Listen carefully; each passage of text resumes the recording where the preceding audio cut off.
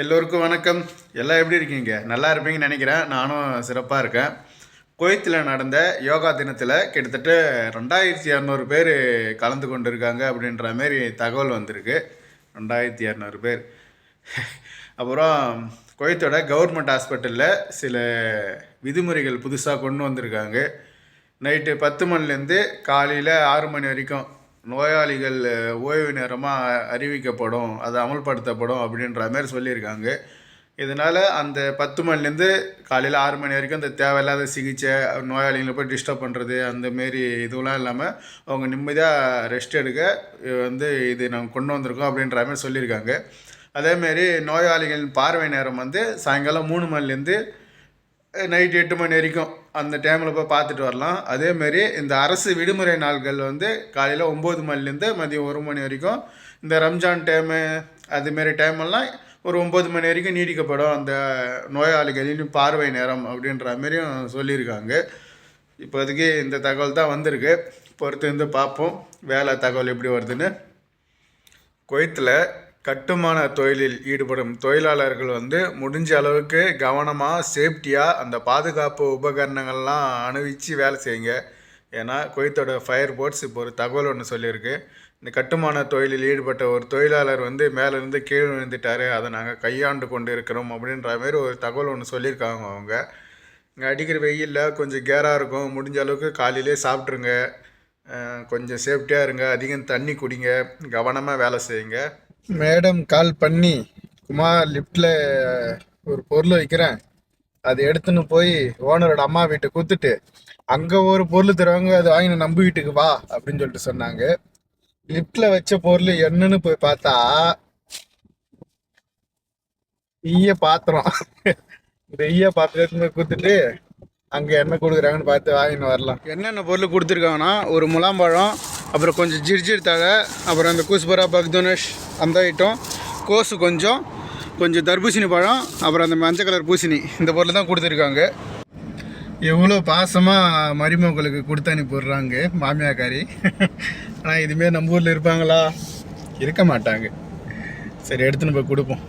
எதிர்பாராத நேரத்தில் வேலை கொடுக்குறது தான் எங்கள் ஓனர் குடும்பத்தோட ஸ்பெஷல். 2 நாளாக வேலை இல்லை, 2 நாளாக மதியம் கொஞ்சம் சாப்பிட்டு தூங்கினேன். சரி, இன்றைக்கும் தூங்கலான்ட்டு படுத்தேன். கால் பண்ணி வண்டி ஸ்டார்ட் பண்ணிட்டாங்க. எங்கே இட்டுன்னு போக போகிறாங்கன்னு சொல்லிட்டு தெரியல. பாப்பா எங்கே இட்டுன்னு போகிறாங்கன்னு. மேடத்தோட தங்கச்சி அவங்களும் கூட வந்திருக்காங்க. ஒரு 35 கிலோமீட்ரு தள்ளி ஒரு டெய்லர் கடைக்கு இட்டுன்னு வந்திருக்காங்க. முறை வந்திருக்கா, லொக்கேஷன் அனுப்பி தான் வந்தேன். அதோ தெரியுதா, அந்த டெய்லர் கடை தான் போயிருக்காங்க. இந்த இடத்துல தான் இருக்குதான். அவங்க போயிட்டு வர வரைக்கும் நம்ம வெயிட் பண்ணுவோம். 4:30 மணிக்கு வீட்டு விட்டு கிளம்பணும். மணி 8:10 ஆகுது, இன்னும் வரல. இன்னும் எவ்வளோ நேரம் அந்த டெய்லர் கல்லே உக்காந்து இருப்பாங்கன்னு சொல்லிட்டு தெரியல. அப்புறம் குவைத்தில் ஒரு சைபர் மோசடி கும்பலை கைது பண்ணியிருக்காங்க. மொபைல் ஃபோனை ஹேக்கிங் பண்ணி அதில் இருக்கிற பணத்தை திருடி இருக்காங்க அப்படின்ட்டு அந்த கும்பலை கைது பண்ணியிருக்காங்க.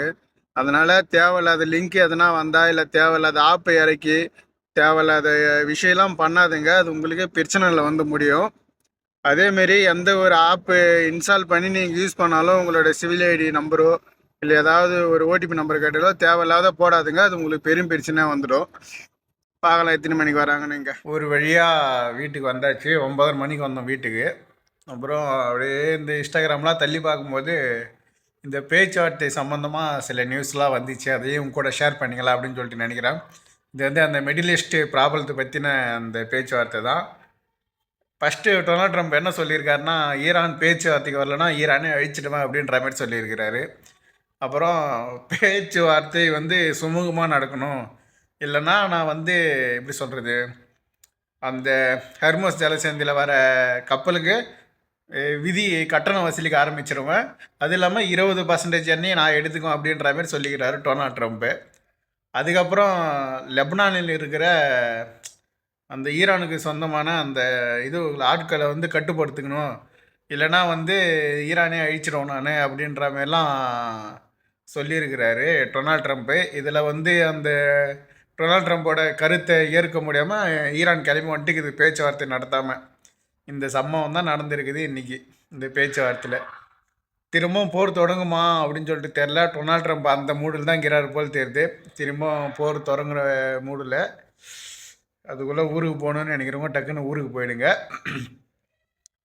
அவ்வளோதான் ஃப்ரெண்ட்ஸ், வேறு எதுவும் தகவலும் வரல. அதனால் வேலையை இந்த வீடியோ முடிச்சுட்டு நாளைக்கு வேலை தகவல் எப்படி வருதுன்னு பார்க்குறேன். நாளைக்கு வீடியோவில் சந்திக்கிறேன். பாய், தேங்க்யூ.